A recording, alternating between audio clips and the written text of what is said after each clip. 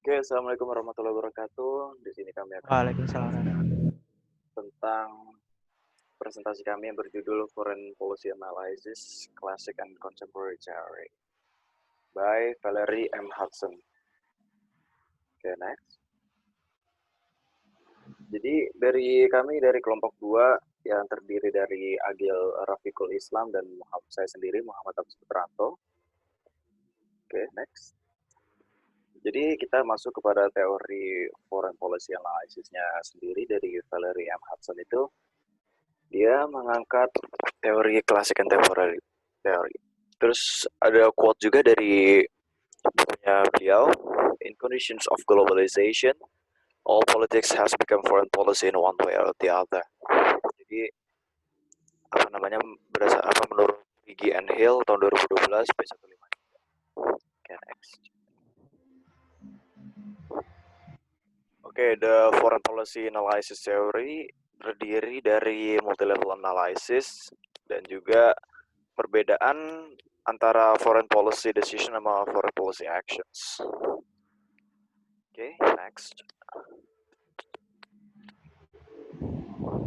Jadi foreign policy analysis yang kami angkat ini, pertanyaan mendasarnya itu adalah bagaimana bisa teori kebijakan luar negeri itu membuktikan bahwa setiap kebijakan yang diambil oleh suatu negara atau suatu bangsa itu dapat dikatakan sebagai keputusan yang rasional.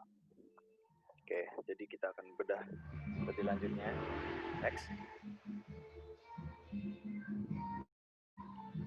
Jadi foreign policy analysis itu dari multi-level analysis itu ada individual decision maker. Jadi yang pertama itu adalah decision maker dari taraf individual. Jadi unsur yang paling penting dalam memahami setidaknya perilaku negara didefinisikan pada tingkat atribut negara atau sistem dan karakteristik pemimpin untuk membantu memahami kebijakan luar negeri bangsa. Pemimpin menurut Hudson ada kriteria menjadi penting yaitu persepsi dan kognisi, heuristik kekeliruan, emosi dan akal sehat, tubuh dan nalar, konteks institusional, dan psikobiografi. Jadi dalam individual decision maker ini, kalau misalkan di negara demokrasi, individual ini sebagai kayak dia itu dia yang analisis pertama gitu. Jadi kayak kalau dalam teori demokrasi itu di mana decisions itu diambil dari berdasarkan group decisions itu, jadi kalau individual itu sebagai kayak dia itu mengumpulkan informasi berdasarkan dari persepsi dan kognisinya aktor itu sendiri. Sedangkan dalam negara dengan birokrasi yang cenderung monarki atau mungkin dictatorship itu, persepsi dan kognisi dari individual decision maker itu lebih diutamakan karena pemimpin dari suatu negara yang diktator itu merupakan seorang pemimpin yang memiliki kekuasaan absolut. Kekuasaan absolut di sini berarti kekuasaannya itu adalah kekuasaan yang sangat tinggi.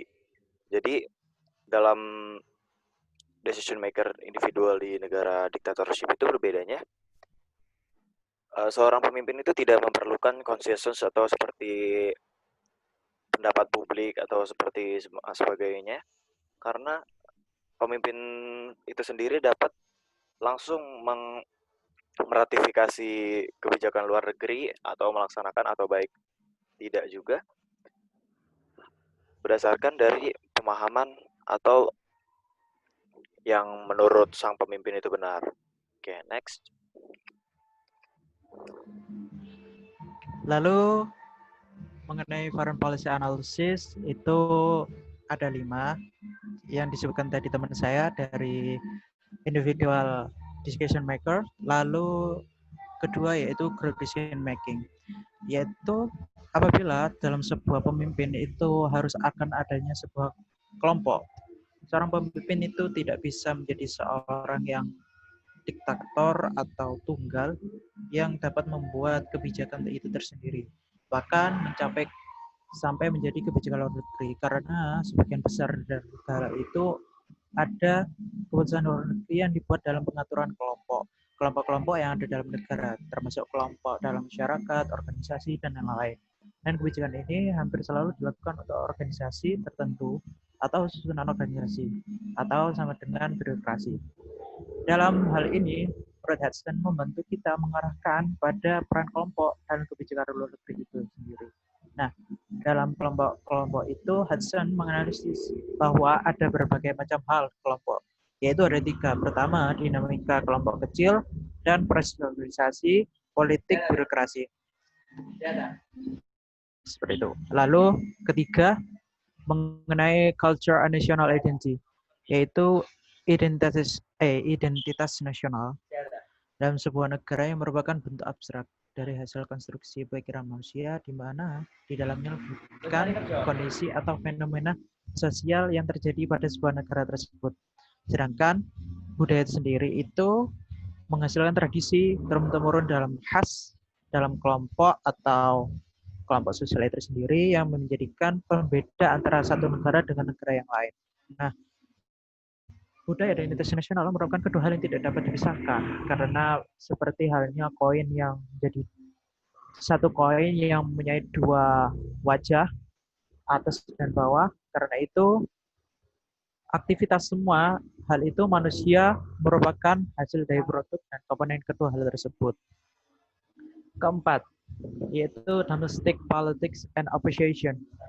Dalam hal ini, menurut Hudson yang dikutip dari Robert Gell, ada 2 hal yang menentukan politik domestik, yaitu kondisi rezim dan strategi aktor.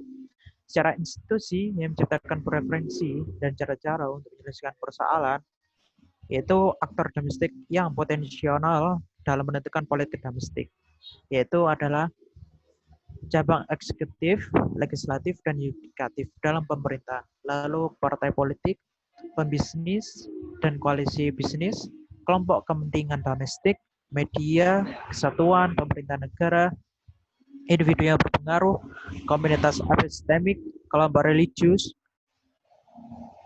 dan kekuatan kriminal dan teroris.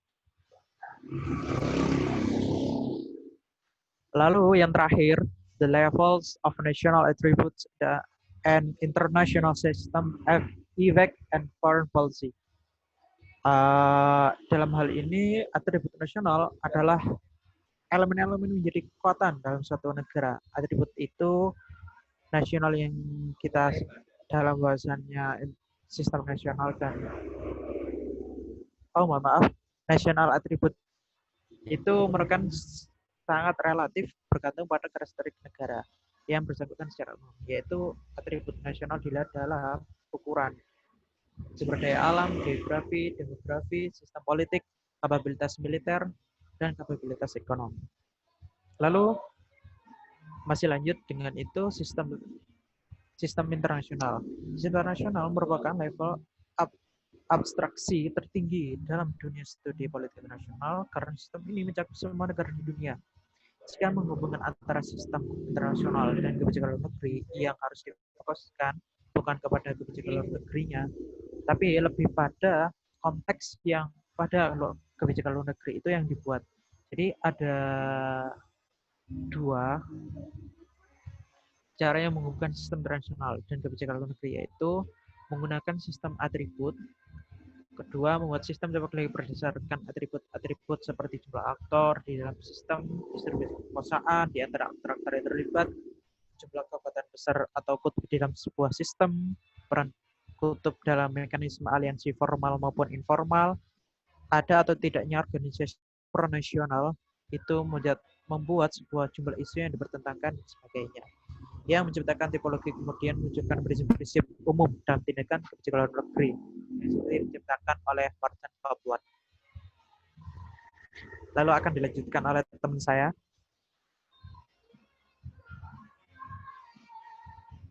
Oke, jadi kami di sini mengambil kasus dari tipe-tipe kepemimpinan di antara US Presidents. Oke, jadi kasus yang diambil ini dari Valery M. Hudson ini sebenarnya cukup singkat. Jadi kayak lebih kepada melihat bagaimana dari individual actors itu mengambil keputusan. Jadi kayak kapabilitas seorang pemimpin itu dilihat dari bagaimana dia mengelola suatu negara. Dalam konteks ini adalah Presiden United States of America. Jadi yang ada pada buku Valerie M. Hudson ini, Foreign Policy Analysis, itu disebutkan bahwa pengalaman atau sesuatu yang berhubungan dengan pemimpin itu sendiri dapat mempengaruhi mereka dalam mengambil kebijakan luar negeri. Jadi kayak misalkan itu kayak waktu Presiden George Bush itu mengambil kebijakan luar negeri yang dimana memutuskan untuk menginvasi Irak yang pada waktu itu masih dalam kepemimpinan Saddam Hussein, dikarenakan George Bush menganggap bahwa Saddam Hussein ingin membunuh ayahnya Presiden Amerika waktu saat itu, George Bush. Jadi ayahnya George H.W. Bush itu pengen dibunuh sama Saddam Hussein katanya. Jadi kebijakan luar negeri yang diambil waktu Operation Iraqi Freedom tahun 91 itu antara lain ada embargo minyak dan juga bahkan sampai serangan militer secara langsung. Jadi ada agresi militer secara langsung untuk menggulingkan Saddam Hussein. Oke, next. Kita sekarang masuk ke jawaban dari teori yang tadi sudah disampaikan dari pertanyaan awal di awal presentasi kami tadi. Oke, bisa dilanjut.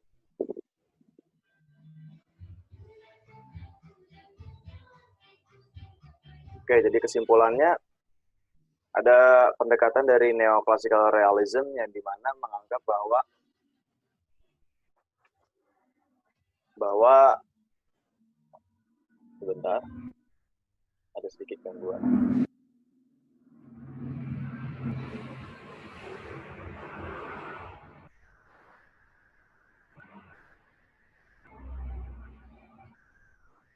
Gil bisa diedit gak nanti Gil? Bisa ya. Ini ada nge-lag nih.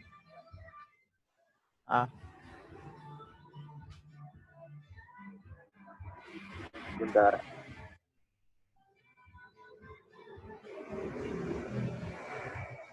Mana ya tadi ya? Gue lupa.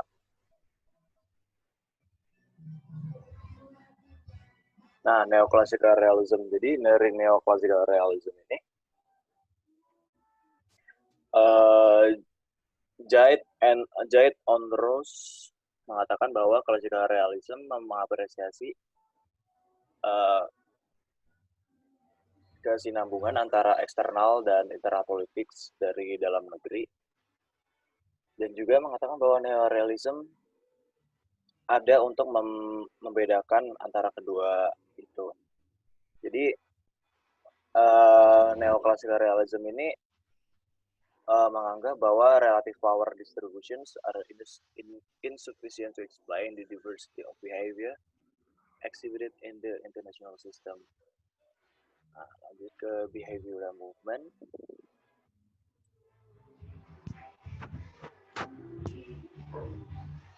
Jadi dari behavioral movement ini, kalau tadi dibilang neoclassical realism ini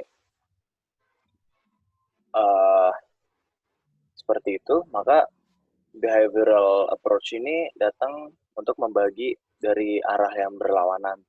Jadi dari foreign policy analysis ke international relation. Jadi behavioral IR ini